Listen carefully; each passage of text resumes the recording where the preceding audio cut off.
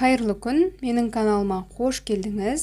Қазіргі таңда көптеген зерттеулер нәтижесі дәлелдеп те үлгергендей, склероз жасы келген адамдардың ауруы ғана емес болып барады.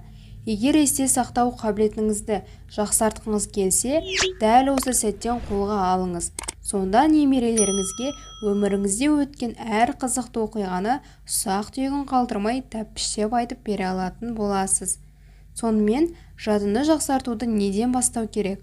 Алдымен бас қатырғыштарды көбірек шешіп дағдылану керек.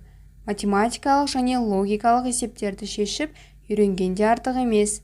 Кроссвордтарды толтырып, сөз жасырып ойнап, әннің сөзі мен жай өлеңдерді көбірек жаттап жүріңіз.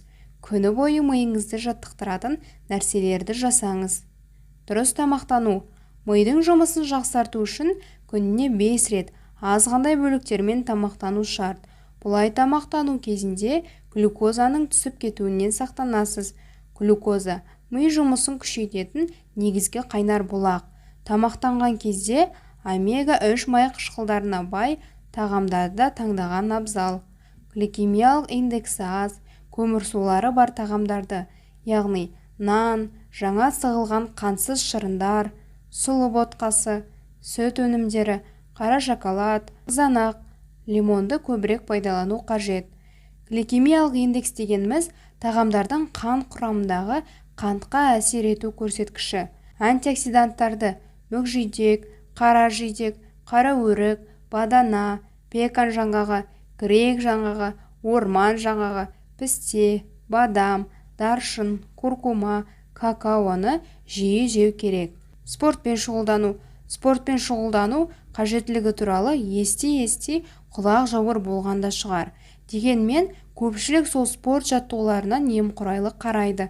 Күнделікті жаяу серуендеп, жаттығу жасау миға айтарлықтай септігін тигізеді. Бұл күнде ауыр жаттығу жаса деген сөз емес.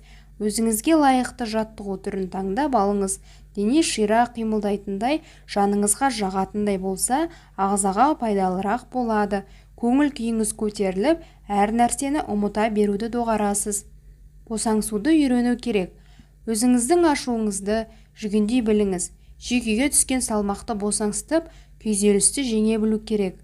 Күйзеліс кезінде кортизол атты гормон бөлінеді.